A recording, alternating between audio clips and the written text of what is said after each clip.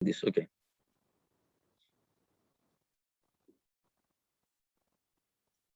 Okay. So as I was saying, this is the first physical diiP seminar, and I'm very glad that we have arrived to that point. And I'm also very glad to welcome Laurent Daudet for this distinguished lecture of diiP. So Laurent, he's a professor of physics at the University of Paris, but he's now on leave, and he's the Chief Technology Officer at a startup, a spin-off of the university, which is called diiP. It was founded in 2016 and is doing work. It's developing hardware that allows to do very fast different kinds of calculations related to machine learning. So this is what he's going to talk about today. And just a few words about Laurent. He got his physics degree from École Normale Supérieure in Paris, and his PhD in applied mathematics from Marseille University. He then visited research centers and universities in Japan and London. And he's now at the University of Paris and the diiP company. So Laurent, the floor is yours. Thank you. Maybe I can turn on my microphone. Okay. I hope you can all hear me well. Thanks a lot for the invitation. I'm very happy to be here and to be able to give this presentation, to talk about diiP and just to see real people as well. So that's a good. I really appreciate that, and thank you for the also for the introduction. As you will see in my presentation, this will be really the. I want to show that hardware goes together with software. You cannot really decouple what we do with hardware and software. So I'm going to talk a lot about AI and models, algorithms, and so on. And also some hardware, but of course it's not only about hardware, and I think that's what's interesting in this type of work. So I mean, trying to share my slide. That's good. Okay. Okay.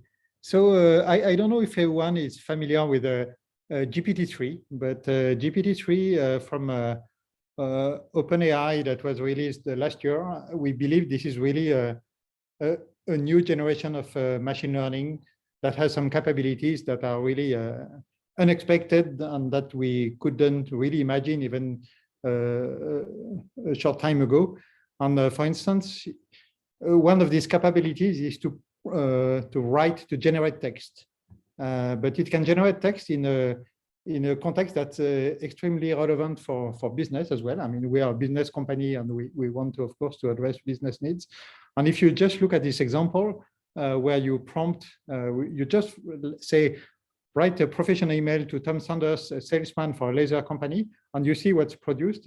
I think it's of amazing quality. I mean, the software has invented the why I need a laser, like to cut some steel or this one. And if you do another time, it will ask to write on leather or to do any type of thing. But it's good English, exactly on spot with what is required as well. So this is an example. This is just another example. Write a creative ad for the following product to run on Facebook, with say a line of skincare product for young women and so on. And then this is the ad I wrote for Facebook aimed at teenage girl. On Bing, it produces like 3 lines of text. That is exactly what I've asked. Just some ad that's personalized for the product, for the type of target audience, and so on. And of course, this is in English, but at diiP we do it also in French. And we have this model called Pagnol that does exactly the same thing in French. So here we, just as an example, we took a few lines from a newspaper article about real estate in Paris from Le Figaro, I mean, just business journal. And you see that the text generated by the Pagnol model is exactly in the right topic, in the same style as well, because like it would quote someone from the business person, like here, les prix de vente from an imaginary person called Eric Legendre.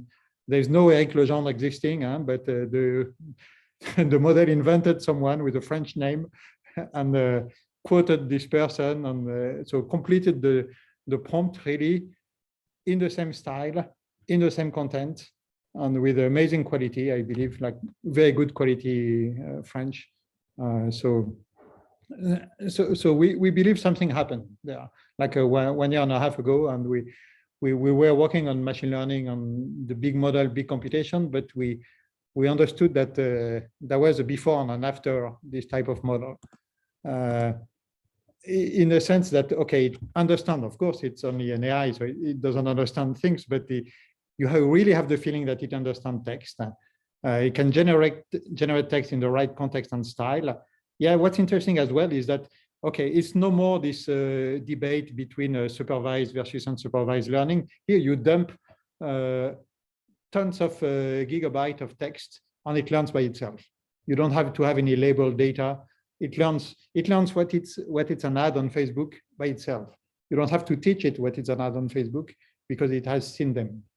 And I say at civilization scale, in a sense that when we train the model, it's not like we choose the corpus. We take everything that we have. Of course, I mean, we filter things. Of course, we don't want offensive content. We don't want some of the debates that go on the internet, because then you have the worst of, you can imagine, you have offensive, you have porn, you have racist, you have everything that that's bad on the internet. But otherwise, you can take everything and it would learn on massive amount of data, just everything that's digitized. And also for computer scientists, it's really new, these capabilities of zero-shot learning. What they say zero-shot learning is perform a task it has not been explicitly trained for. Like this Facebook ad, it's not a model that's been trained for to do Facebook ad. Or if you ask the model to summarize the text, it's not built to summarize. It just does it. So these new capabilities, and they seem to appear at certain threshold in terms of size. Like if you have a small model, GPT-2 was not able to do that.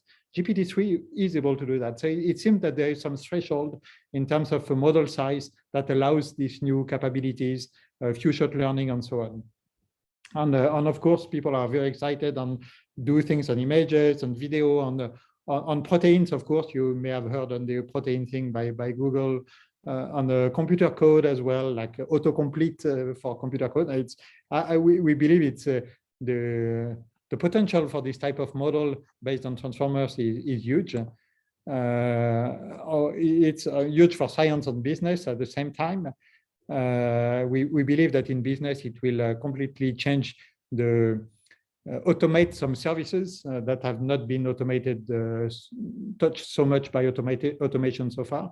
And it's not just us who believe that, of course. It's just like all the big digital companies invest massively into this type of models.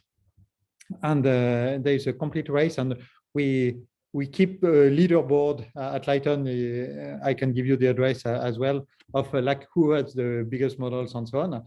And the hidden truth in there is that there is a huge barrier to entry. It's how much compute you have.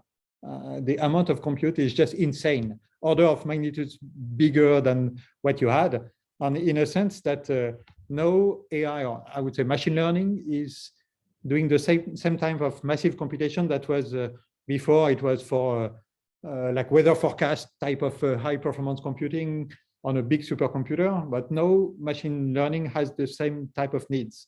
Really the size of a supercomputer. And if you see OpenAI who did this GPT-3, they have like a separate branch of Microsoft Azure, and that was considered at that time like the 5th most powerful computer in the world, just for OpenAI. Like it's mad, just full of like 10,000 V100 GPUs, like the best they could have at that time.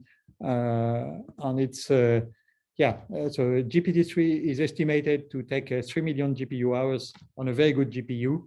And the people say, yeah, the price just to train a single model is like millions of dollars. So that's also insane. And even academic people cannot, that's also something that people start to raise some, it raises some question. If only Google or Huawei are able to train these type of models, I mean, do we really want that? There seems to be some issues as well in terms of who owns these models, and we believe it's only the beginning. Yeah, there's this type of increase in speed in the terms of number of parameters. In the size of this model, it increases much faster than Moore's law. So already we are in at a scale where for the largest model, you already need a supercomputer for, say, 2 weeks, 10,000 GPU for 2 weeks, which is like insane, but it's getting bigger and bigger. Now, apparently, we are already in the exaflop era. Like I've heard in the last 2 weeks, the Chinese and the American say they are already in the exaflop. They already have these exaflop capabilities.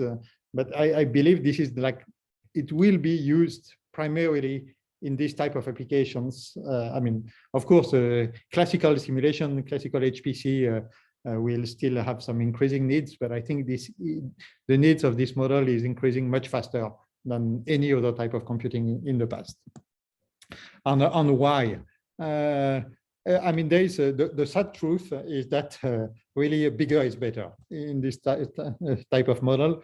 Is like if you, I mean, there is this theory. Of course, it's only a theory. It's controversial.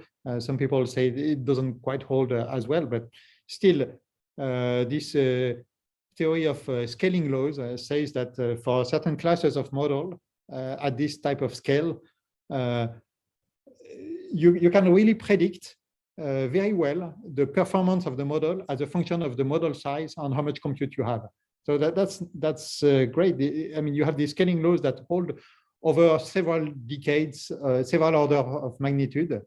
So the good thing is that with a small model, you can already predict what will be the performance, what will be the optimal compute you will need to train a model, and you learn some things like sometimes it's better to have a bigger model that's a bit undertrained rather than a small model that's trained at convergence. I mean, people knew that empirically. I mean, it's a well-known empirical fact, but here people are now able to put some real numbers on that and to make some predictions on this type of things. And yeah, the truth is that at least at the moment, there is I wouldn't say that it's a consensus, but it's an observation by many actors in the field that you need to go bigger to have more performance, and that's the. I mean, it's a bit sad with a scientist. It's just don't be smart, have a big computer.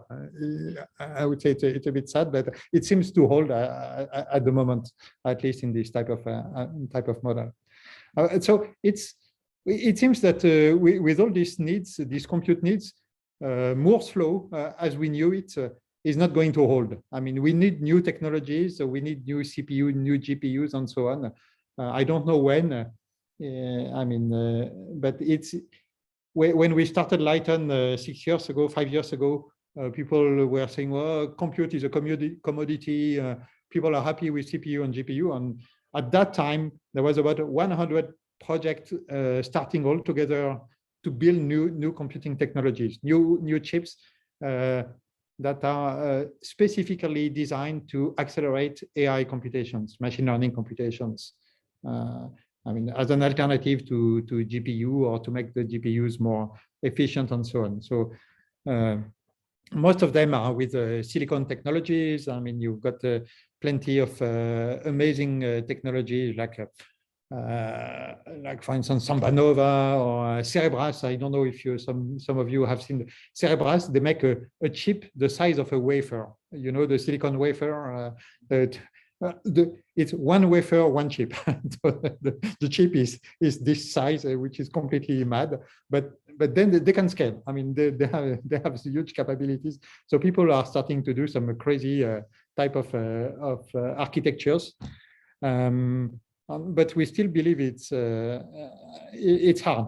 It's hard, and we believe also that photonics has a good role to play in this type of like beyond pure silicon technology. And of course, everyone hears about quantum computing. I mean, that's a huge buzzword. There is a very, very interesting research being done in quantum computing, and using light is one very promising way.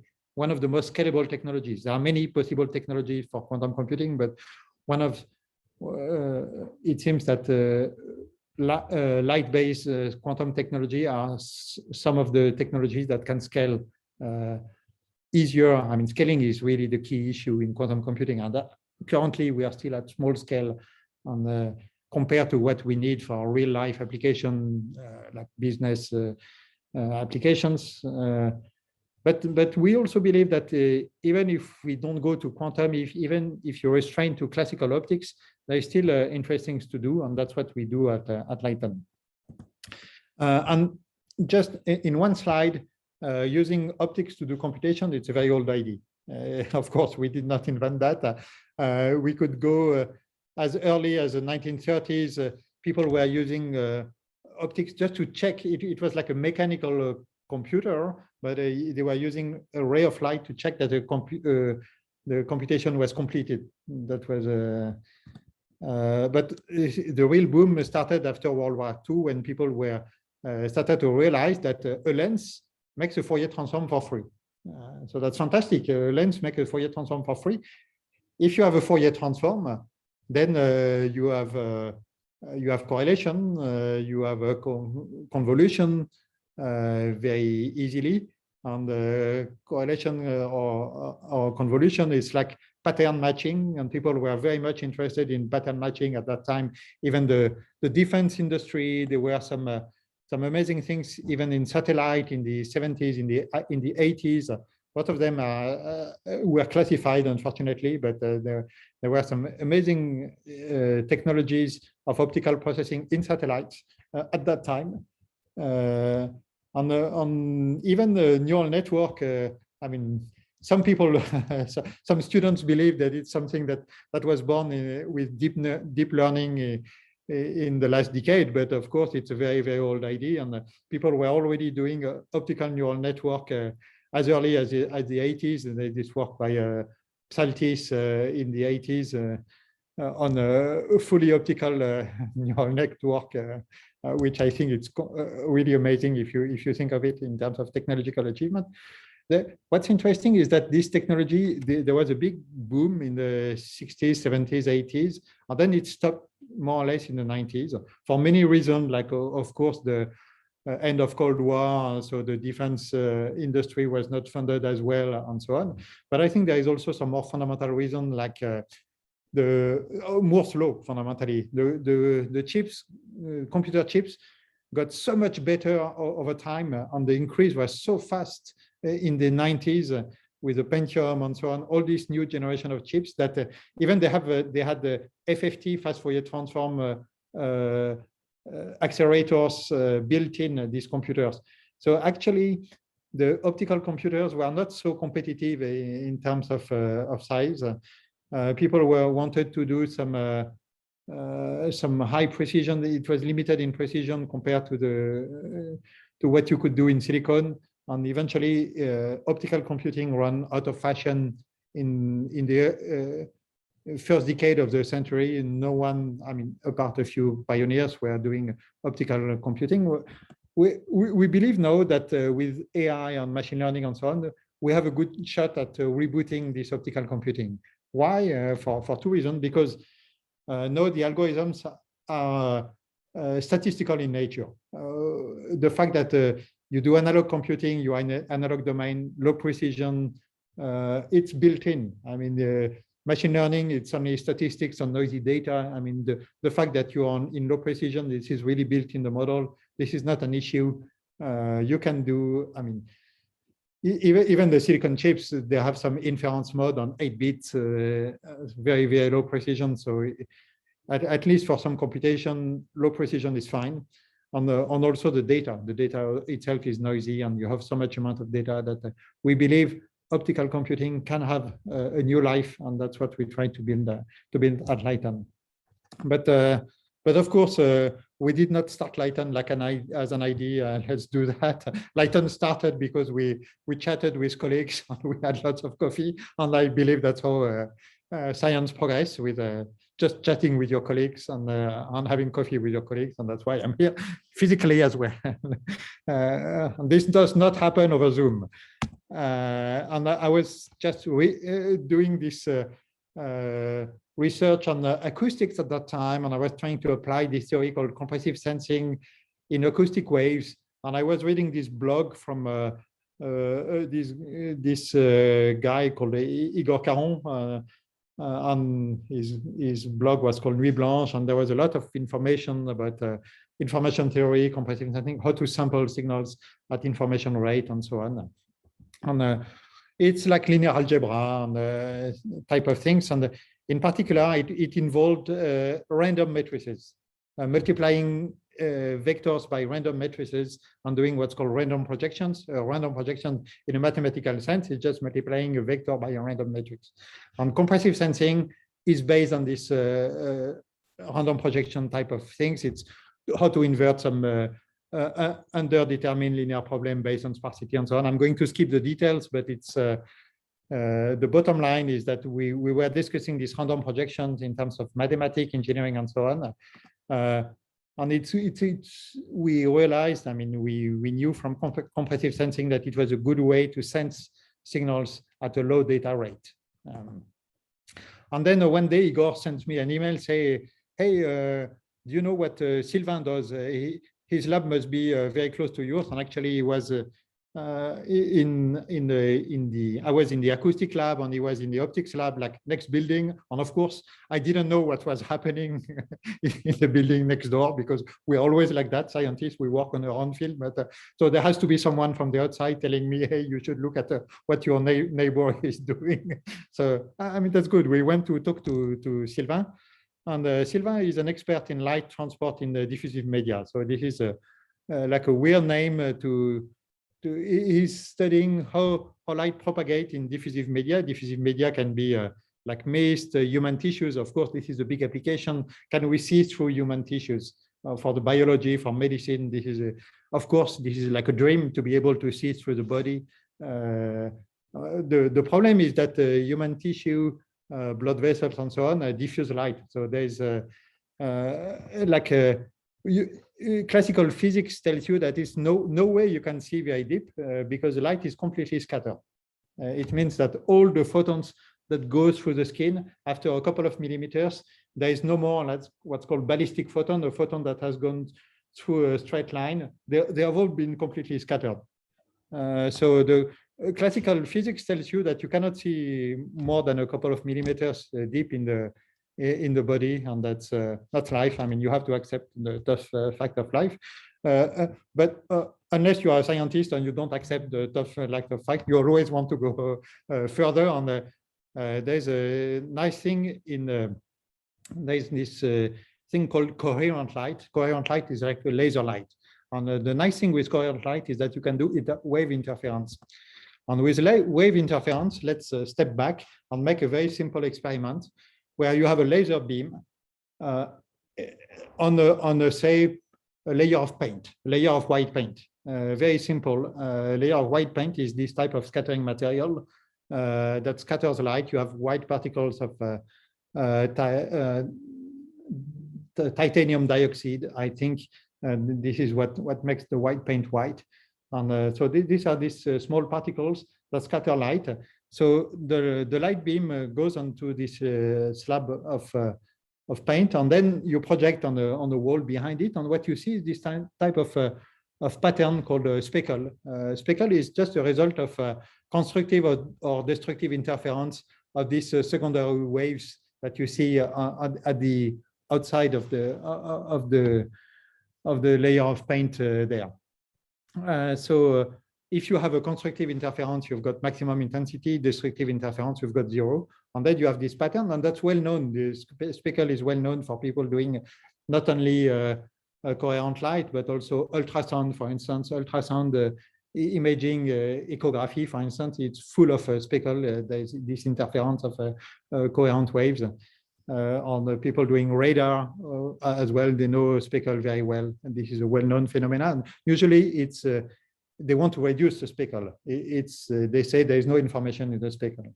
And what we claim is that no, speckle carries information.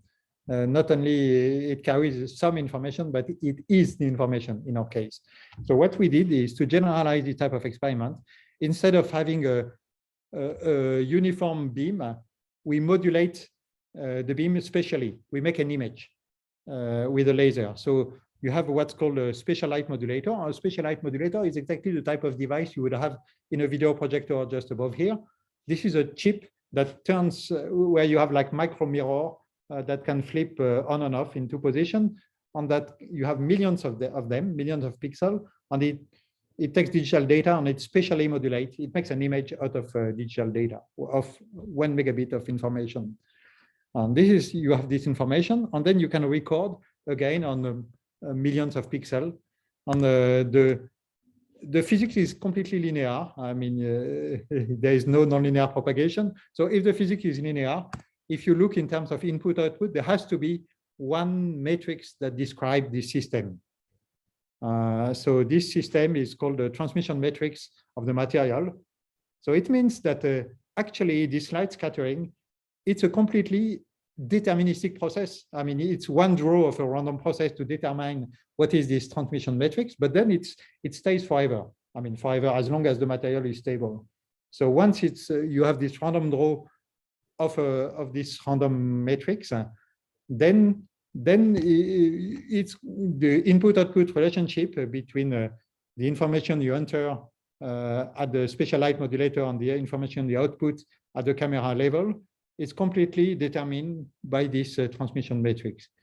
So physics makes a random matrix multiplication for free. So really the bottom line, and that's what we learn from by talking to Sylvain, our optics colleague, was that scattering preserves information content, and it just like a random projection in a mathematical sense, or just like compressive sensing in the more like electrical engineering signal processing type of sense. And of course, matrix vector multiplication followed by the nonlinearity, that's ubiquitous in machine learning. There are many cases where you want to do that.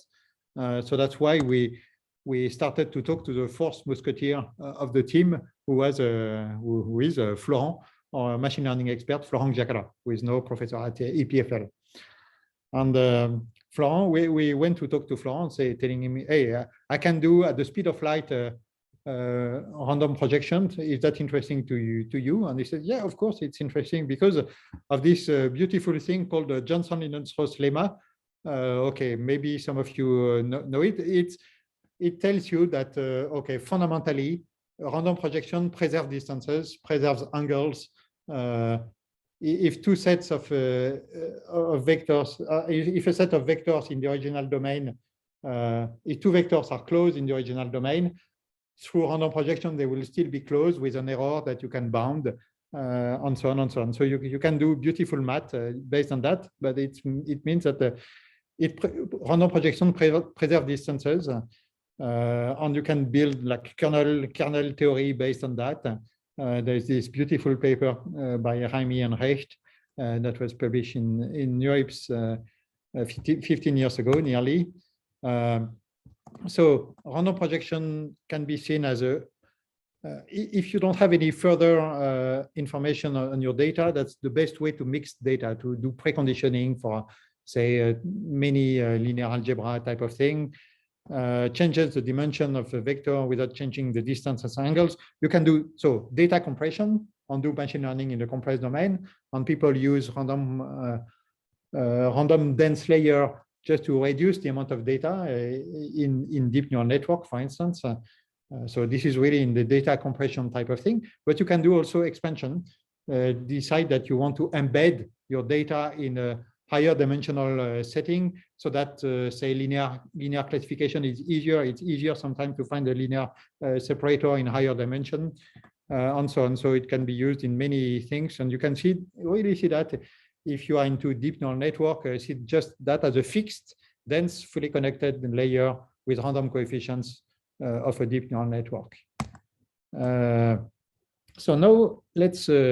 We were sitting at a table and say, yeah, that's great. We were making a nice paper, but how does it change computing pipelines? I mean, you have this physics that makes this computation fundamentally that's normally of order n square type of complexity, but here you do it instantaneously, order 1 type of random projection. It's like physics makes this computation for you at the speed of light. So how does it change your way of computing? And how can we engineer it so that it has economic value? And that's when we started to think, hey, isn't it something that we can make a startup out of it? So we filed a patent and we started the Lighton adventure based on this discussion, because we quickly realized that it could really outperform classical computation for this type of computation due to the size, really. If you are at small scale computation, then keep your CPU, that's great. But if you want to go to large size computation, this type of order n square computation that you can do in order 1, then you can get a very interesting speed up here. And really the type of size is, it's like having access at the speed of light, again, for free, instantaneously, access to a matrix that's the equivalent of 1 million by 1 million. So it's a huge matrix.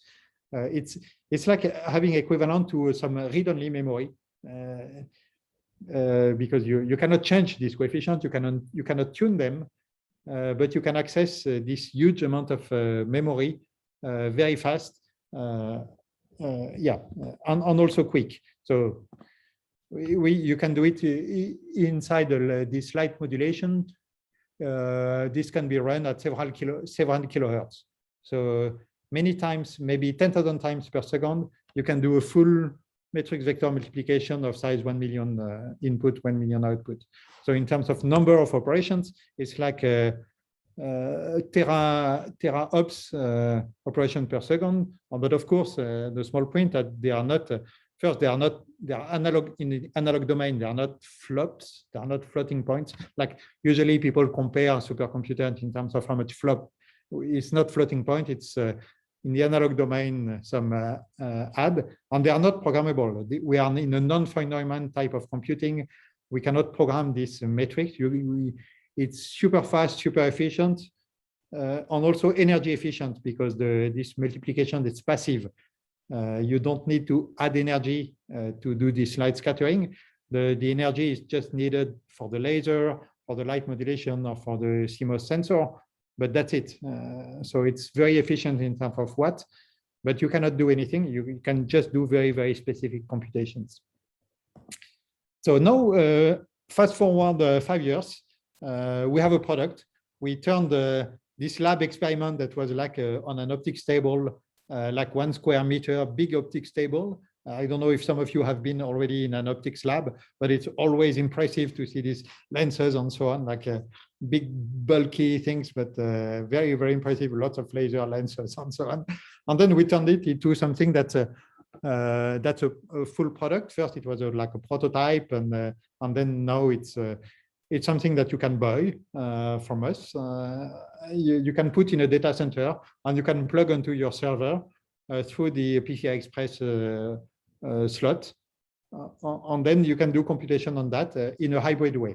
It's not here to replace, it's just here to do one thing. It can only do on projection. So you may say it's a bit useless, but I'm going to try to convince you that it can be used actually in practice for many users. But in terms of computation, it's so yeah, like peta-up type of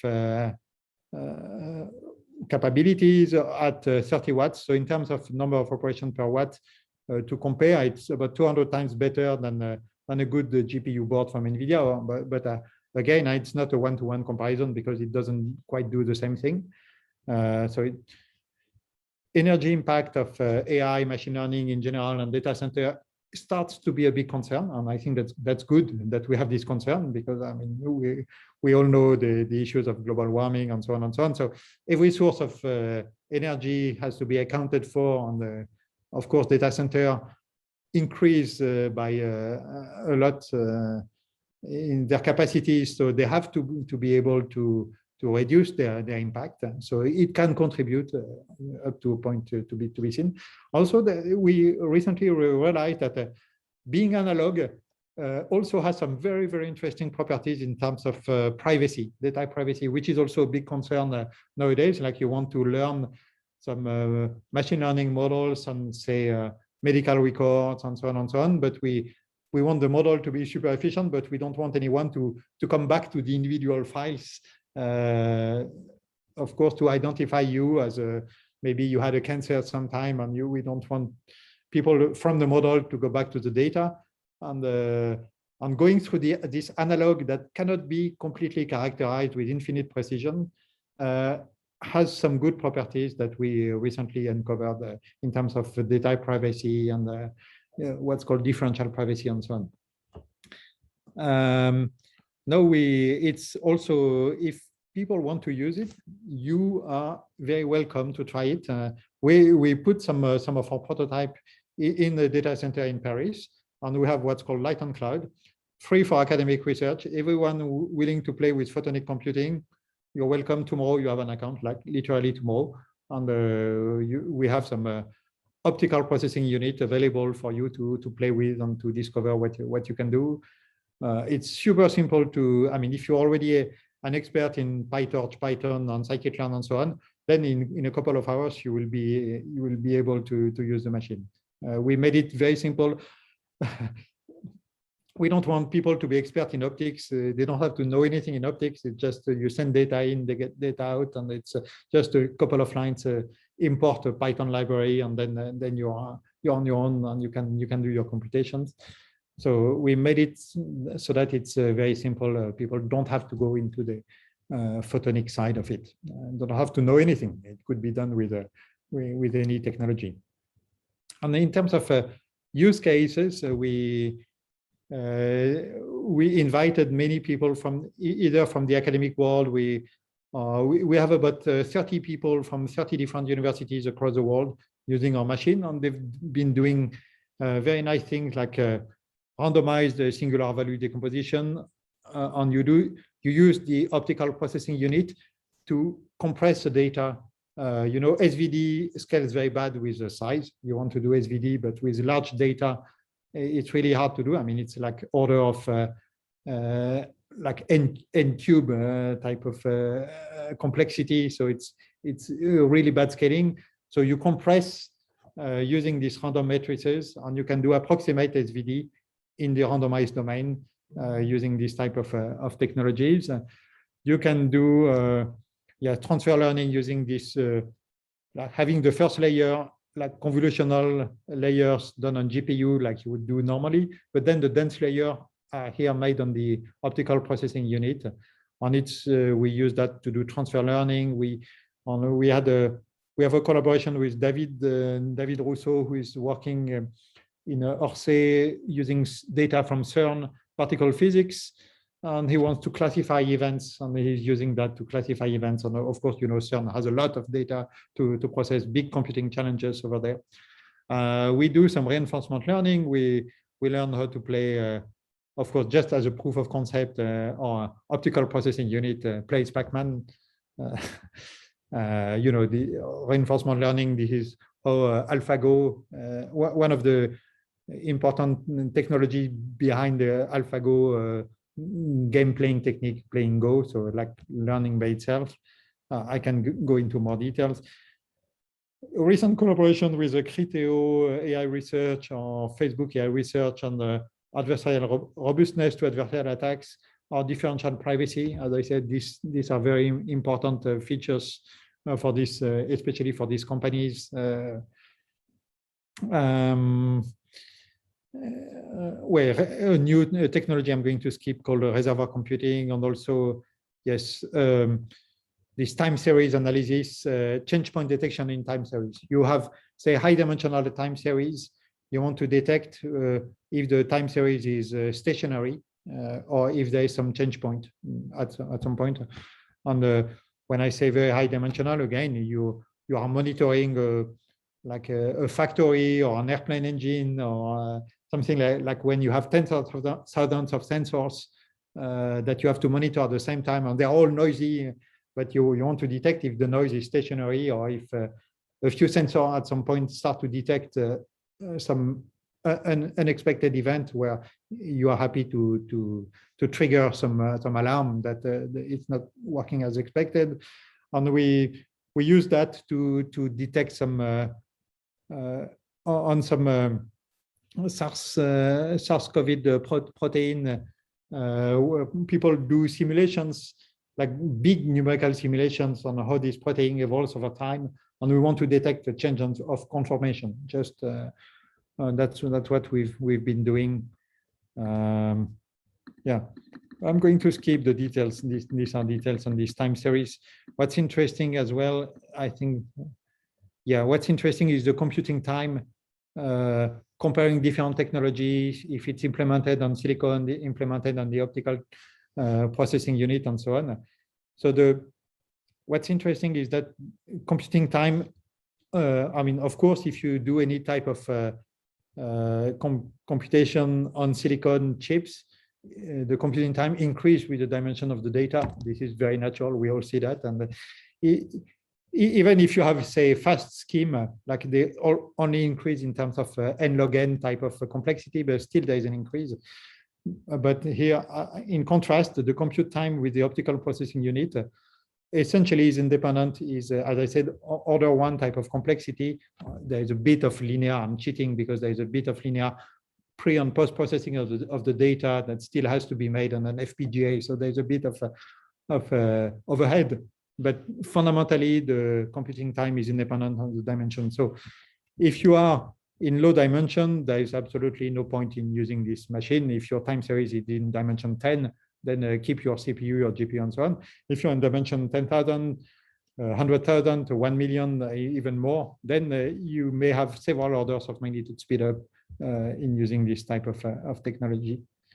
So I'm going to skip these details. Numerical linear algebra, I said yes. Yeah, very simple. Like just as a proof of what we can do, just to accelerate some type of beyond machine learning computation, scientific computing. Say you want to multiply two matrices. Very simple example. You know the complexity of this type of computation, but you can actually do approximate multiplication in the compressed domain. If you are happy with an approximation, you can go faster than n cube. Very dumb, a very stupid way of doing that is just as follows.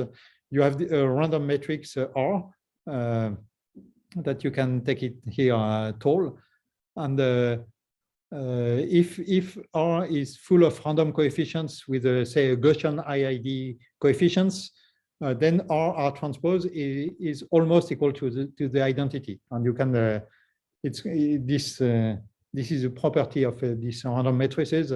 R transpose is almost the identity. It's like a white noise. Fundamentally, it's like the autocorrelation of a white noise is a Dirac. You can see that. I mean, there are many interpretations of that.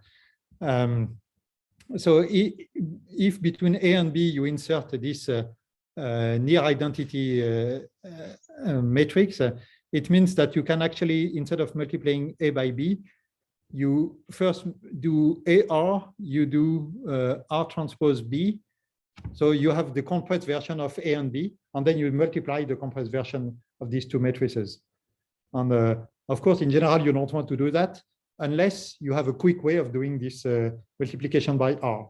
And that's what we offer with this machine. It's a quick way of multiplying by random matrices. This is actually a random projection, this compression. So if you can use the machine to do this AR multiplication, or R transpose B, which is just a transpose of B, B transpose R, then you can do the multiplication in the compressed domain, and you gain a lot in terms of complexity. Again, for randomized SVD, you can do the same. You can do some randomized trace estimator, like again linear algebra, the trace of a metric, the sum of diagonal elements. Of course, if you have an explicit version of the matrix, you don't want to do that. It's straightforward to have the trace, but sometimes you don't have the explicit matrix.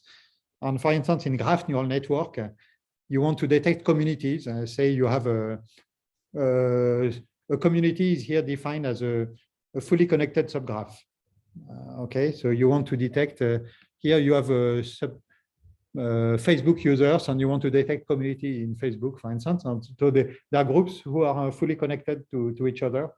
And I'm not expert at that, but I've been told that it's equivalent to counting how many triangles you have in the graph. And counting how many triangles you have in the graph, again, can be computed by computing the trace of the cubic value of the adjacency metric. So you have the adjacency metrics of the graph, you put it to the cubic, you cube these metrics, and then you compute the trace, and then you can estimate with that the number of triangles, and then you can estimate the communities. But of course, if the network is big, the adjacency matrix is huge, and you don't want to put it to the cubic value. It's like a computation that's mad. And then you can use this fast scheme to compute the trace because of some linear algebra tricks. You can compute the trace of this adjacency matrix very fast. I mean, it's an approximation again. Here, you can compress the data, and you can see the error that you make as a function of the compression ratio. You can see that here there is a very good agreement between what you do numerically and what you do in the optical processing unit. But this is just another example of what you could do to speed up your computation beyond machine learning. And but okay, I'm almost out of time, and I want to leave a bit of time for questions. But I just want to conclude, to come back to my the start of my talk. I was discussing about the challenges of training language model and so on, and can the optical processing unit technology help for this massive training this massive model based on transformers and on this GPT-like computing? And so the answer is, I hope. I'm not sure, but we at least we have this theory called direct feedback alignment, which is just an alternative of backpropagation. You all know backpropagation. You are all familiar with backpropagation. This is the very widespread paradigm to train neural network. It's great, but it's essentially a sequential algorithm, because you have to backpropagate the error from the final layers to the first layers and so on. And there are some new alternative schemes. We did not propose them. We just showed them. We just shown that they were actually not a toy experiment, that they were actually scaling to big problem and current architecture. And the interesting things with direct feedback alignment is that you take the error and you can inject the error in parallel on all the deep layers. So it's a distributed scheme, at least for the layer update. Of course, you still have the forward pass to make the inference. So of course, it's not completely a parallel process, but at least the update of the layer is distributed.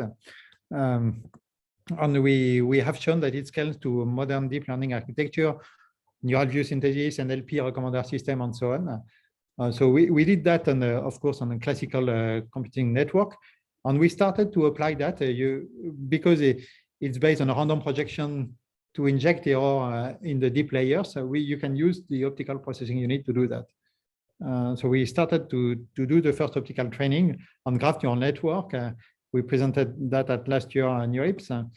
And it's interesting as well, because here the optical processing unit is only here involved in the backward pass. So the forward model stays on your GPU. Once you've trained your model, you can deploy it on your preferred architecture and so on. It's here only to help the training, not the inference. Of course, we can think of using that in the inference as well. Of course, at the moment, we are restricted to the fact that we have a very small infrastructure. If you log on Light on Cloud, I suggested you can try Light on Cloud. It's only one CPU, one GPU on one optical processing unit. So of course, we cannot train GPT-3 on such a machine. I mean, you cannot compare something that has 10,000 GPU and so on. So of course, scaling up is still a challenge that we have to address in the future. But next month, and this is like an information that I'm just disclosing today for the first time, we are going to put an optical processing unit on Janzé, which is a France research supercomputer, and it's going to be tried in 2 weeks' time from now. At the moment, only a private type of beta, but we hope to be able to open it later on to a larger community. And then we believe this is a good way forward, having this optical computing meet supercomputing type of capabilities. And I'm quite optimistic in the types of new perspective it will open, not only the ones we've seen, but also the ones that the other researchers will think for us. Just this is really my word of conclusion. There was this very interesting paper a year ago by an engineer from Google Brain, Sarah Hooker. This paper is called the Hardware Lottery, and I strongly encourage anyone interested in hardware and machine learning to read this paper. And it's about how the ideas that succeed in research, in machine learning and data processing and so on, we have this bias, very, very strong bias due to the hardware we use, due to the tooling. Fundamentally, the tooling does a natural selection of ideas, but maybe not the best ideas. Just it's the best ideas given the tooling that we have.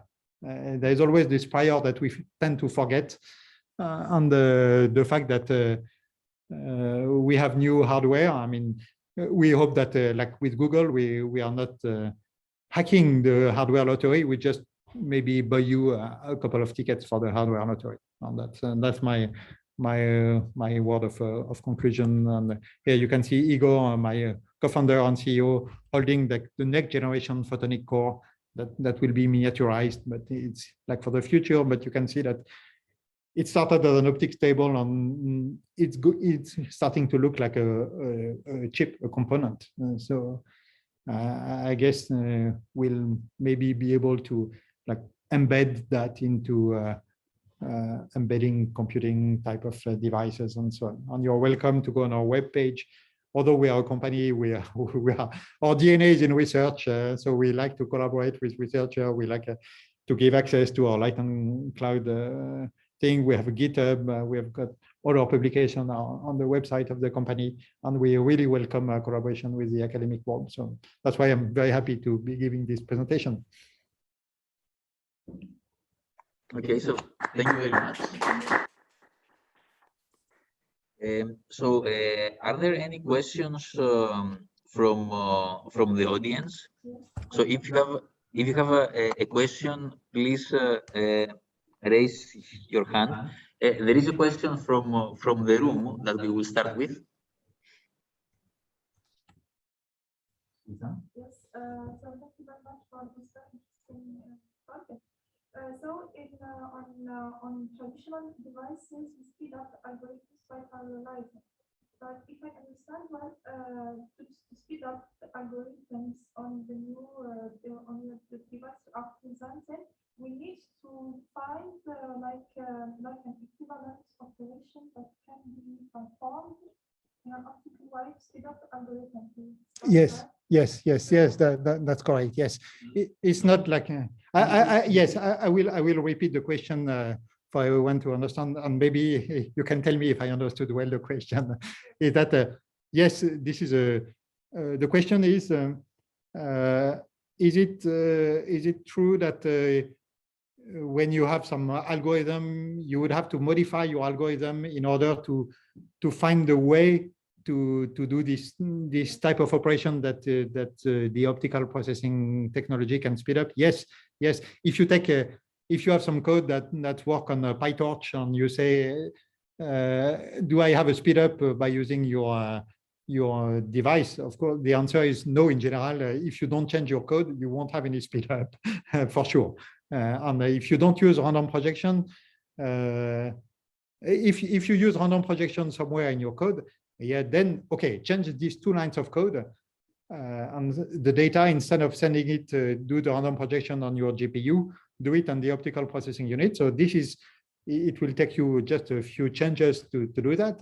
You have a bit of change to do, but usually that's not the case. People have tend like it's a bit a chicken of the egg on the egg problem. Is like random projections, because they are hard, they are computationally inefficient to do if you are in standard hardware. In large dimension, people have tended to avoid them. So there are many algorithms that tend to avoid this random projection because they are hard to do. Really, you have to step back and say, okay, no, I have this operation that I can do very efficiently. How can I change my algorithm in order to leverage this type of operation? And in particular, for many people, the fact that you cannot tune these coefficients is something that is hard to swallow, in the sense that people, if you do deep learning, you want to tune all your coefficients, and it's a natural process. Why wouldn't you do that? You wouldn't do that on a normal architecture. Of course, you want to tune all your coefficients, but our claim is that if you forget that, if you say, okay, I'm willing to accept that some layers are not going to be tunable, then it opens new possibilities. So I agree with you. The challenge is not only to learn how to use the hardware, because this is very simple. This is not really a big challenge. The challenge is to really understand how you can really use this random projection for the type of applications. And sometimes you have to change quite a bit your algorithm to really take advantage of this.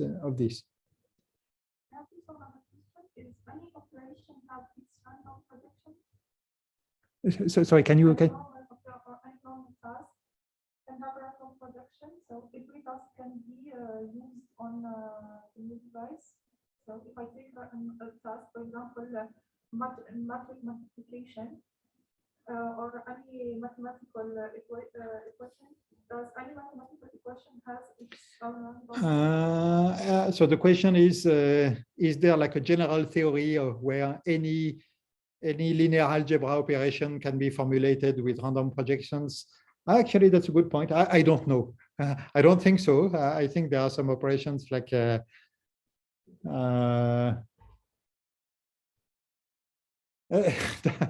never thought of that, but I mean, for sure, for many, there will be many operations that are not so efficient to do.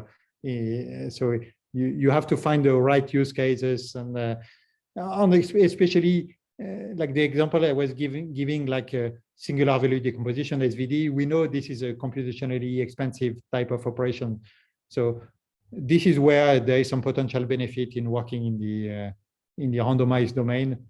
And also in some, it also depends on the application. Like, are you okay with an approximate solution, or do you want the exact solution? So it's always a trade-off in terms of speed up versus precision that you require. Last, to complete the question. For PyTorch, you say it's available with PyTorch. So it's available like a library. So how, for instance, because still we have to use all the convolutional, let's say, layers, yes, with GPUs, and just fully connected to use these optical units. So this is maybe it's too technical. No, it's just like you go. Yes, just as you say, it's a hybrid computer. So let me repeat the question. The question was about a bit technically, how do you do this type of in practice, this type of hybrid computing where you do some of the computation on the GPU, like the convolutions with PyTorch and so on, like everyone is used to do that. And how do you combine that with the type of random projection that you would do on the optical processing unit? That's so it's just instead of, you have your object that are like on your GPU, you have a GPU object, and you can do your multiplication, and then you get the data and you send them to the OPU. So it's just I should show you some example code, but it just you have an import statement where you have the Lighton ML library, like own proprietary library, and this is just an additional statement that you do where you send the data to the optical processing unit. So you really have to understand what it does and what it doesn't do. But in terms of handling that, it's just fine if you do exactly just as you say. You do the convolution. The GPUs are great for convolution. I mean, there's no way it would be very, very, very hard to beat GPU and convolutions. That's what they are designed for. The GPUs are not so great for these dense matrices that require. Yeah, exactly. Because the GPU for dense matrices, they have to access a lot of memory on GPU on board. Even the latest GPU, maybe they have 80 gigabytes of data. They are the super expensive A100 that cost 20,000 €, each. So there's always a limited amount of RAM embedded on the GPU. So for these dense matrices, then there's a question of whether you want to do it on the GPU or on the optical processing unit. So one last question from Zoom, Eric Sassan Motin. Yes. Hi, Eric. Laurent, can you please turn on your Zoom volume? Can you hear Eric? Okay. For can some you hear reason, me? no. I don't know why. Eric, 1 second. Let's resolve the. Sure. Okay. So hold on a second. I can actually. Maybe you want to repeat my question. So what is the question, Eric? I want to say hi to Laurent, but sorry for not being with you there today. It's a very simple question. I probably have asked this to Laurent already. When you say you're doing a linear operation, it's up to the measurement, right? You're measuring an intensity, and therefore, as you wrote in your slide, you have a square at the end, and therefore you're missing a sign here. I'd like to understand how important is this difference. Yes. I think.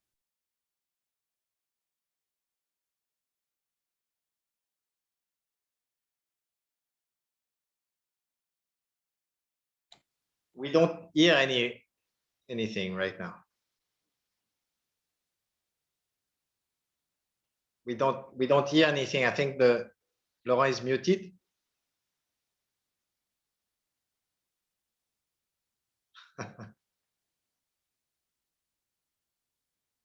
Laurent, you're muted.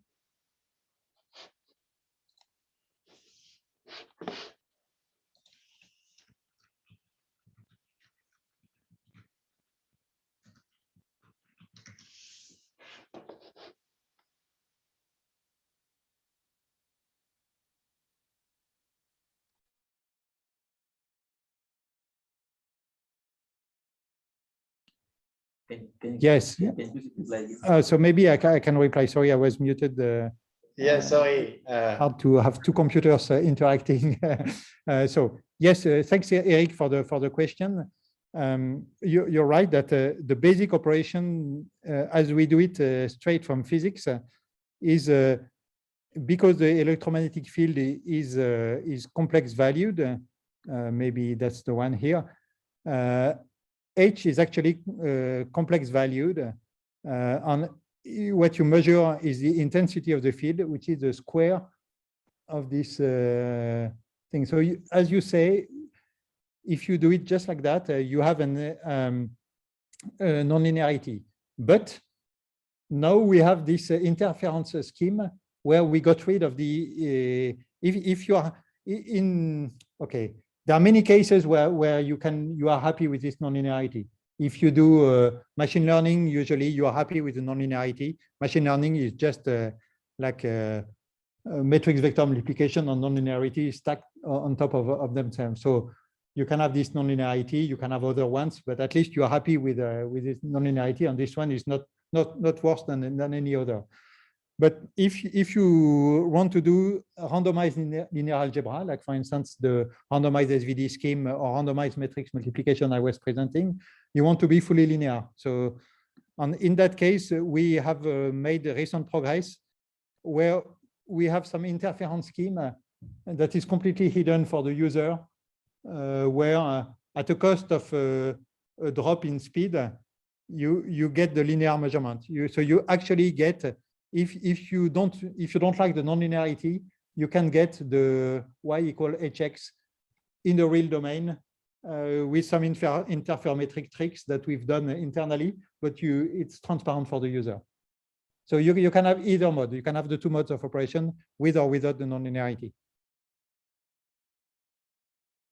Thank you, Laurent. Okay, so let's thank Laurent once again. Thank you very much for being with us today. Thank you. And thank you everyone who participated via the Zoom. Thank you. Bye-bye. Bye.